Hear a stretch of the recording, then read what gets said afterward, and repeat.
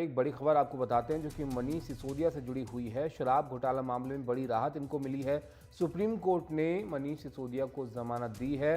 CBI और ED दोनों मामलों में जमानत इनको मिल गई है और 1.5 साल के लंबे अरसे के बाद मनीष सिसोदिया जो है वो अब जेल से रिहा होंगे। सुप्रीम कोर्ट ने ट्रायल में देरी को मुख्य आधार बताते हुए यहाँ पर मनीष सिसोदिया को बड़ी राहत दे दी है।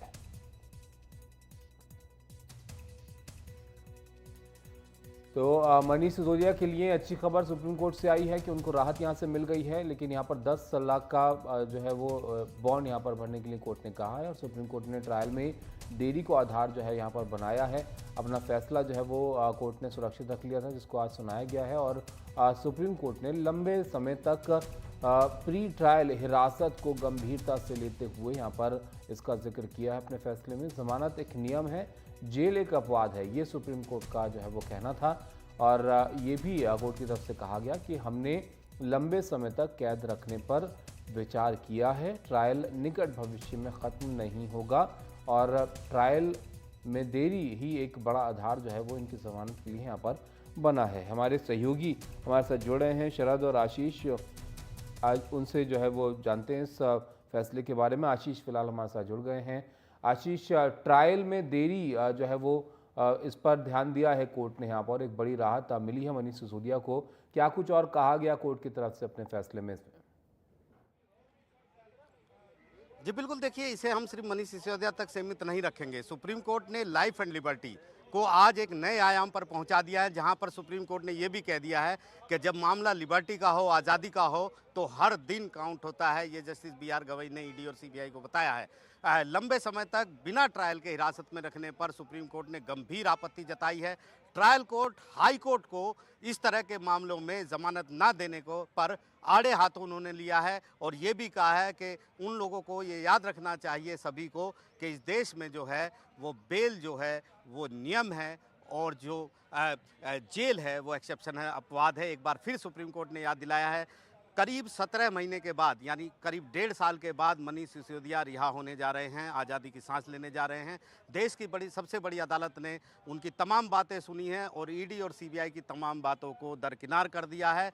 अपनी जो निचली अदालतें हैं, हाई कोर्ट है, उन पर सवाल उठाए। ऋषिकेश कुमार हमारे साथ हैं जो आप लीगल सेल से हैं। सर, इस फैसले को कैसे देखते हैं? जितने लोग केस इस ऐसे केसों में बंद हैं, क्या मनीष सिसोदिया का एक केस उनके लिए भी नज़ीर बनने जा रहा है? देखिए, ये एक लैंडमार्क जजमेंट है। बेल के ऊपर आपने जैसा बिल्कुल सही कहा कि जो कार्डिनल प्रिंसिपल है वो ये है कि बेल जो है वो रूल है और जेल एक्सेप्शन है। तो जब अगर ये प्रिंसिपल को ट्रायल कोर्ट और हाई कोर्ट फॉलो नहीं कर रही थी, ताकि सारे मामले जो है वो सुप्रीम कोर्ट तक पहुंच रहे थे। दूसरा, उन्होंने कहा कि लंबे समय तक जो इनका इनकार्सेनेशन है मनीष सिसोदिया का 17 महीने का, और उसमें यह भी कहा कि ये आप 45 का जो पीएमएलए का जो है वो लगा के उनको अंदर नहीं रख सकते। बेल का प्रिंसिपल बहुत ऊपर है। आर्टिकल 21 बहुत बड़ी चीज है संविधान की, उससे ये सेक्शंस जो है किसी एक्ट का वो उसको ओवररूल नहीं कर सकता। आप इस बात का ध्यान दीजिए कि बेल जो है वो रूल है और जेल एक्सेप्शन है। आप ऐसा नहीं कीजिए कि आप उनकी जो है बेल को रोकिए। और इन सभी बातों को ध्यान में रखते हुए, इन सारे प्रिंसिपल्स को देखते हुए उनको जो है बेल ग्रांट की है। सबसे बड़ी बात यह है कि सुप्रीम कोर्ट ने एक और बड़े शब्द का इस्तेमाल किया है जिसको मुझे लगता है हिंदुस्तान में सब जानते होंगे, सांप सीढ़ी का खेल। आज सुप्रीम कोर्ट ने साफ कहा है कि बार बार वो 3 बार सुप्रीम कोर्ट बेल के लिए आए और ट्रायल कोर्ट से हाई कोर्ट होते हुए आए। अब ईडी और सीबीआई कह रहे हैं कि दोबारा से ट्रायल कोर्ट भेजा जाए। तो ये सांप सीढ़ी का खेल का जो जिक्र है वो कहीं ना कहीं सुप्रीम कोर्ट ने तय कर दिया है कि चाहे पीएमएलए जैसे कठोर प्रावधान हो, लेकिन लाइफ और लिबर्टी जो है एक नागरिक की, उसका जो अधिकार है, आज़ादी का अधिकार, जीने का अधिकार, वो कहीं सबसे बड़ा ऊपर है। आज सुप्रीम कोर्ट ने उसे नया आयाम में, जैसे हम कहते हैं सर्वोच्च न्यायालय देश का, आज सही मायने में न्याय हुआ है और बताया गया है कि ट्रायल कोर्ट और हाई कोर्ट किस तरीके से इस मामले में, इस तरीके के मामले में जो है न्याय कर सकते हैं। ये ज़रूरी नहीं है कि सारे मामले जो है वो सुप्रीम कोर्ट में आए। और ईडी की जो 4 दलीलें थीं उनको सिलसिलेवार तरीके से सुप्रीम कोर्ट ने खारिज किया। सबसे पहले उन्होंने कहा कि ये पहले आए थे और इनको सुप्रीम कोर्ट ने कहा था कि आप रिवाइव कीजिए, ये ट्रायल कोर्ट जाए। सुप्रीम कोर्ट ने कहा कि आप ये सांप सीढ़ी का खेल मत खेलिए, ये फिर ट्रायल कोर्ट जाएंगे, फिर हाई कोर्ट आएंगे, फिर हमारे पास आएंगे। ये गलत है। दूसरा, उन्होंने कहा कि ट्रायल में देरी इन्होंने की, कहा गलत। ट्रायल में देरी इन्होंने नहीं की, इन्होंने वही एप्लीकेशन लगाए, एक एक्यूज का राइट था अपनी वाइफ से मिलने के लिए, वकालतनामा साइन करने के लिए, पेपर साइन करने के लिए, वो जायज़ था। फिर तीसरा कहा कि आपने कहा था कि ये ट्रायल 6 से 7 महीने में कंक्लूड हो जाएगा, ये सरासर गलत है।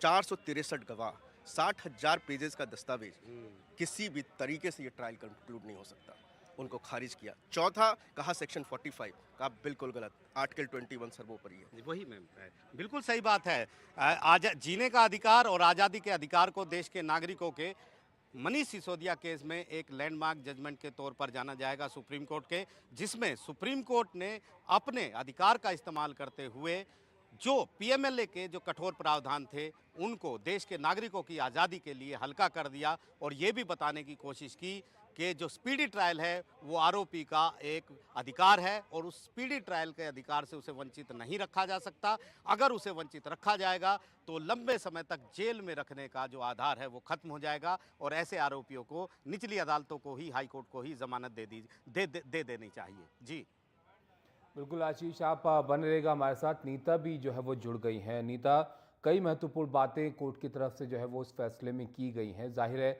एक बड़ा मामला है ये दिल्ली में शराब घोटाले का जो है वो, इसमें कोर्ट का जो फैसला है काफ़ी अहम रहेगा बाकी मामलों के लिए भी। इसमें क्या तर्क जो है वो ईडी सीबीआई की तरफ से यहाँ पर दिए गए, क्योंकि दोबारा जो है वो सुप्रीम कोर्ट के सामने थे मनीष सिसोदिया बेल के लिए। बिल्कुल ताबिश, इसके लिए थोड़ी टाइमलाइन समझने की ज़रूरत है। 17 महीने के बाद मनीष सिसोदिया जो हैं दिल्ली के उप मुख्यमंत्री, उन्हें बेल मिली है और दोनों केसेस में बेल मिली है जो सेंट्रल ब्यूरो ऑफ इन्वेस्टिगेशन और एनफोर्समेंट डायरेक्टरेट ने उनके खिलाफ लगाया था। यहाँ पे जो जजेस हैं BR गवई और KV विश्वनाथन, उन्होंने सिसोदिया को डायरेक्ट किया है कि 10 लाख की 2 श्योरिटीज़ उन्हें देना है, साथ में उन्हें अपना पासपोर्ट सरेंडर करना है और 2 बार उन्हें जाँच एजेंसीज के सामने सोमवार को और गुरुवार को पेश होना है इन्वेस्टिगेटिंग ऑफिसर्स के सामने। और ये भी उनके बेल में लिखा गया है कि वो किसी तरह का जो इन्फ्लुएंस करने का, विटनेसेस को कोशिश नहीं करेंगे, एविडेंस को टैंपर करने की कोशिश नहीं करेंगे। ये जो कोर्ट का निर्देश था ये 6 अगस्त को जो है वो रिजर्व किया गया था बाय सुप्रीम कोर्ट।